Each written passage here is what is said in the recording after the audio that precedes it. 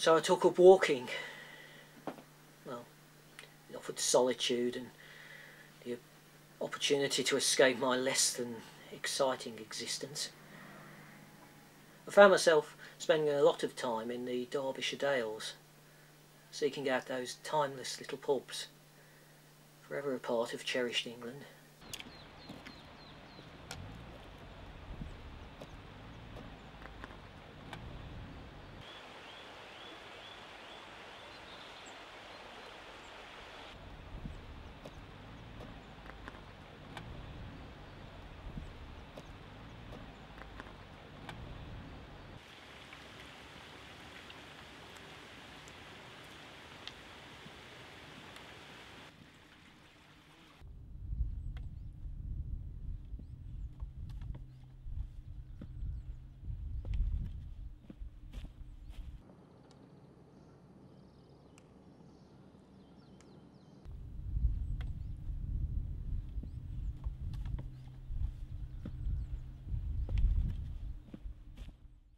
It was while I was in one of those pubs that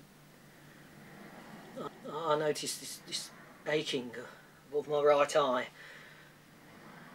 spreading down through my cheek, to my ear, into my neck. I thought it was stress. What you do, don't you? Perhaps the stress of a broken heart.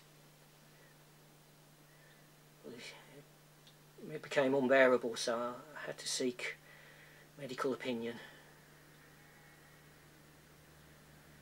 Told me I'd got a brain tumour, the size of a hen's egg apparently. But as ever, my ability to acquiesce was to be my saviour.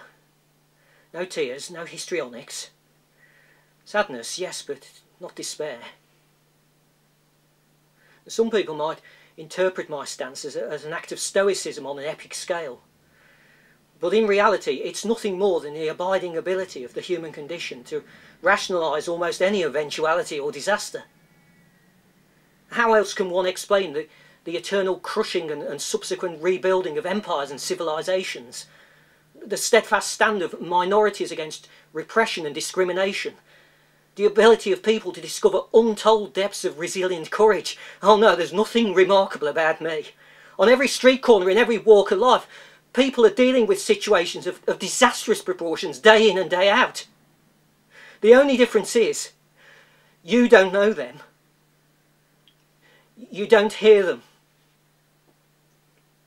You choose not to see them. Endless depression.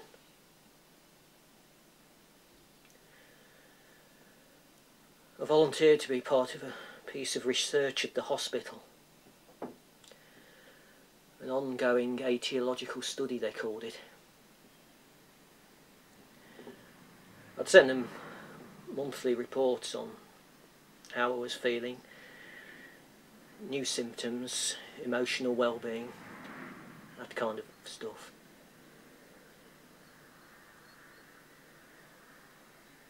They gave me a ballpoint pen as a thank you for taking part. It was deep blue colour with yellow writing on the sides. I think it was the name of the drug company or something. I lost it, but it's the thought that counts, isn't it?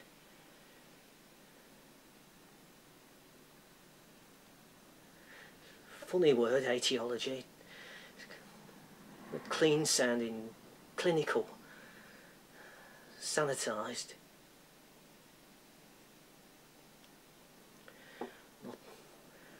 Not one for euphemisms, really. They never tell it how it is.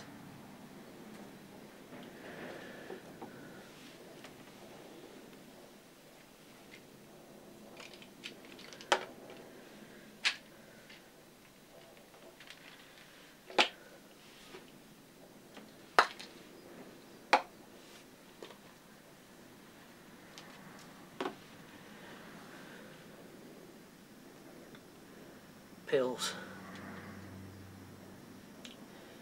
Red. white, blue, puce, two-tone, round, elliptical, torpedo shaped. For a lot of the time I felt reasonably calm, except that is for the occasional desire to throw myself out of the bedroom window and have done with it once and for all. I was troubled though, or more than troubled. I was racked. I was racked with this need to bring to a close the most significant, memorable and cherished chapter of my life. I'm sorry.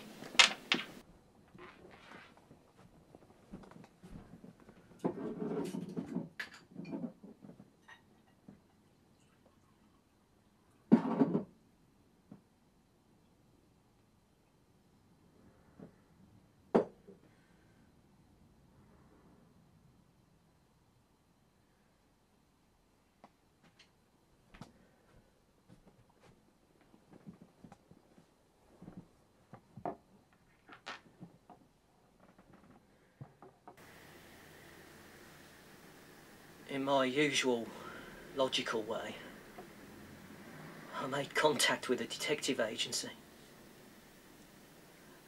gave them a few details I possessed, a married name,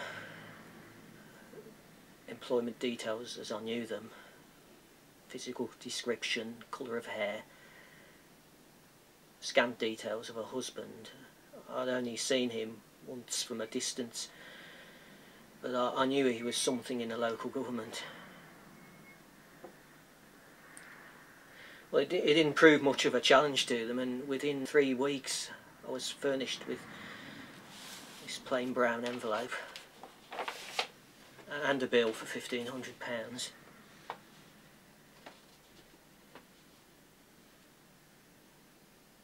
sat for 2 hours before opening it. She's right. She'd moved here to Cromer, and Jonathan, her husband, he was head of accounts in the town council. There were 2 children and an address.